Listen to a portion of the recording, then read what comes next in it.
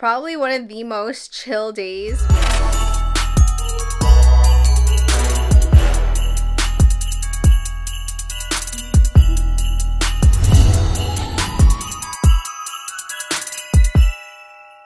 Good morning! Welcome to Chickmas Day 25. Merry Christmas! Currently editing yesterday's vlog. The soju last night really fucked me up. Ended up knocking out. I was actually watching Emily in Paris season 3. I think I made it to like the 3rd episode, knocked out, but I ended up waking up at 3 a.m.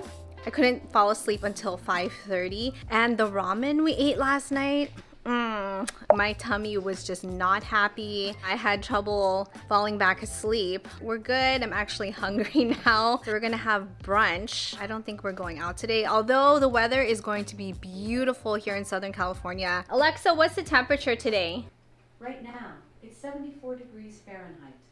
Today, expect a high of 80 degrees. Yeah, 80 degrees, right? I think we're just gonna stay home. We're gonna try Darren's gift. The Hello Kitty waffle maker. How cute. Look, it actually turned out well. These are ube pancakes by the brand Pandan, if I'm not mistaken. And it even comes with their own syrup.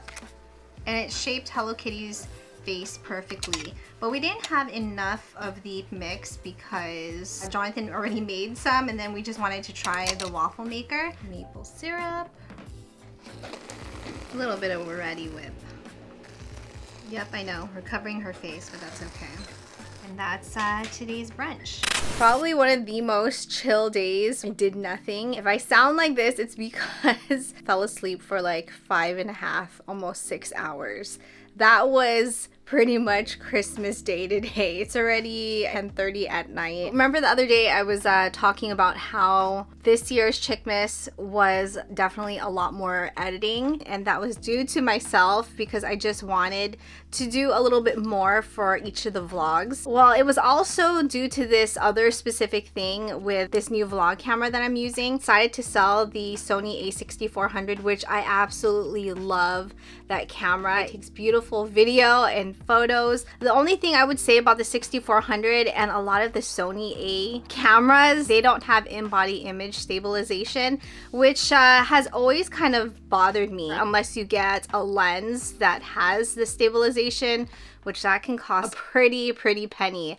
I've definitely looked into a lot of those lenses, and yeah, it's just way out of my price point. The camera that I am using now, it's the Sony ZV-E10. I wasn't very fond of the way how this camera looks because it does have the flip out screen on the side, and I've always been used to the screens up top for years. So it did take some time to get used to it, but the really great thing about this camera is that it does, I forgot what the exact term of it, little micro footage that it also records, and you can go into Catalyst Browse, which is a program, I believe by Sony if I'm not mistaken, to stabilize the footage. And if you have a really wide lens, like I'm using Sony E-mount 1.8, it's an 11mm. Like this is a really wide lens. Even if you stabilize it, you have the option of how much you want to crop to minimize the shake.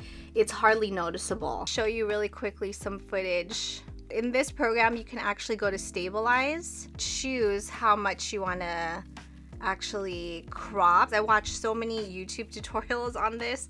They suggest to crop it down by 90%. Pick and choose points so you don't have to stabilize the whole entire thing.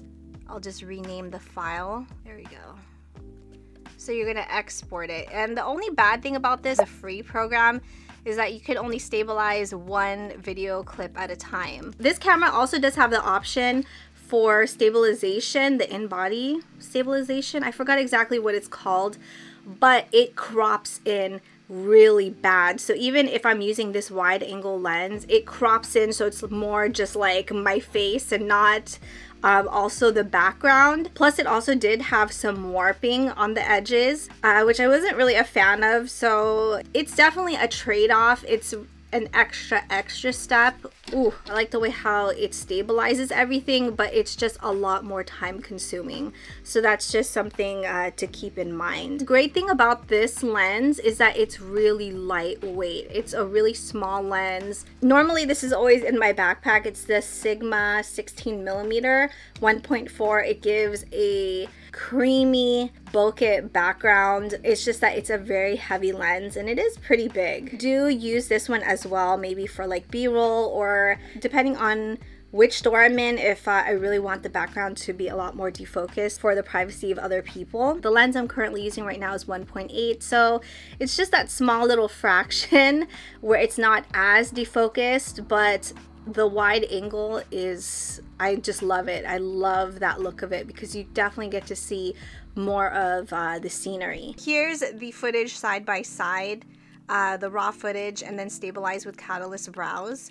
And it's a very small crop because it's only 90%, so you can tell in the arms. Because this lens is so wide, it's not very noticeable, but when I'm using the other lens, the Sigma 1.4, you can definitely see more of a crop with it.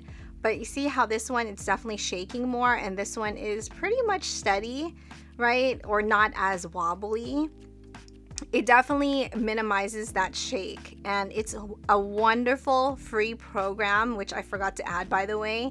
You can always purchase the paid version, which is a lot more expensive, but I'd rather take the free version. Sorry, I don't mean to bore you with tech stuff. Things like this really interest me. I did a ton of research before actually selling the Sony a6400 and then one of my other lenses. The money that I got from selling the other lens and the camera body, I invested into this camera. I still use the same exact mic up top. And I decided not to sell the Sigma 1.4 lens because it is still like one of my favorite lenses. I just couldn't part ways with it. But this whole setup, I'm very happy with it. If you're looking into vlogging for 2023, highly recommend this setup. Really do your research though before investing in this equipment. Highly recommend the Sony lens. And it still works great in low light because we were able to get pretty good footage at Six Flags Magic Mountain at night. So that's basically why it did take a lot longer, but I'm happy with the way how the footage turned out. It is our very last Tea with Tin for 2022, day 25 in our tea advent calendar, which this only goes up to day 24, but day 25, we asked Darren if he could just put it up here. Ooh. Ooh, yes, we have a strawberry matcha green tea. Look, she cute.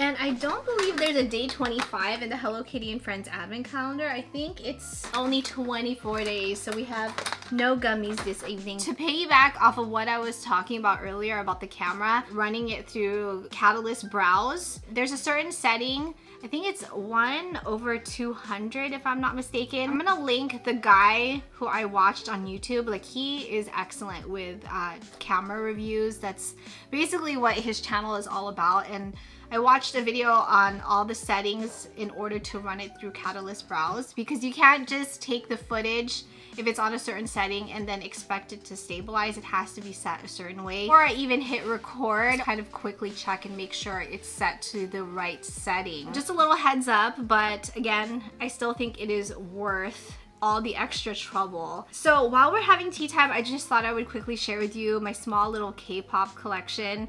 It's nothing big because I'm definitely just starting out. I'm actually planning on having a shelf for all of my K-pop stuff. I'm waiting till this certain item comes back in stock on Amazon so I can display it. Most likely I'll share it in a vlog sometime in the next year. Had for a while now, and it kind of just sits with the Funko Pops in that little area above my desk. Twice, Formula of Love. So it's their album. And I do like Twice, by the way. Honestly, I wasn't a fan of K-pop. It wasn't until Darren started playing the music. It did take me a while to really start vibing with K-pop. Definitely really grown on me. I absolutely love K-pop. hoping to go to my first K-pop concert in 2023. Just putting it out there. I'm gonna put it on my vision board for this year. The other one, which he gifted for Christmas, it's IU, and this is her Lilac album. He was saying that she has 2 different versions of this. He has also the Lilac album, except it's the gray version. This one obviously is the Lilac version, and it's so pretty. And Lilac is my favorite song from the album. My other favorite songs from her are Blooming, Strawberry Moon, 8 featuring Suga of BTS. Oh my gosh, that song, dang, feels the vibes. Oh, love that song. A lot of the K-pop albums are just so beautifully done. I mean, they put a lot of time and effort into it. A lot of the K-pop albums do come with cards. So this is the one that I received. This isn't the CD, by the way. It's just like a little card, but there's IU. Booklet, and in the booklet it just has like all these beautiful pictures of IU. I mean, it's gorgeous. I mean, they really put a lot of time and effort taking these pictures. Another one of IU. Here's her CD, the Lilac CD. Finally, this is from her Golden Hour tour. It's merch from that concert of hers, which was in Korea. When Darren and I went to the K-pop store at the Northridge Mall and I saw it, I was even thinking, I'm like, was that even for sale? And Darren's like, no, I don't think so. I think it's just for display. I'm like, okay, you know what? Let me ask. And when I saw it, I was like, oh my gosh, it is so pretty. So it's oh, the glare. It's framed and it's just frosted glass, but it's IU, and she just looks so beautiful, right? It goes with also the aesthetic of the room, and I've never seen anything like this before, especially with merch. I mean, her merch is really top-notch in my opinion. It's basically my very small, minimal collection for K-pop items. I'm hoping to definitely build on it, and again, you know, maybe one day going to a K-pop concert. From the bottom of my heart, I just want to thank you so incredibly much for joining me this year for Chickmas 2022. Thank you so much for being here every step of the way. Sad that it has come to an end, but it definitely makes the daily vlogging special, especially during this time of year. I hope you guys had a wonderful Christmas, a wonderful holiday. Wishing you a very early, prosperous, and happy new year. We're probably just gonna be at home, you know, just a little heads up, but let me know what you guys have planned for New Year's. Thank you so much for joining me for the 25 days of Chickmas. I hope you have a wonderful evening, and I'll see you in the next vlog.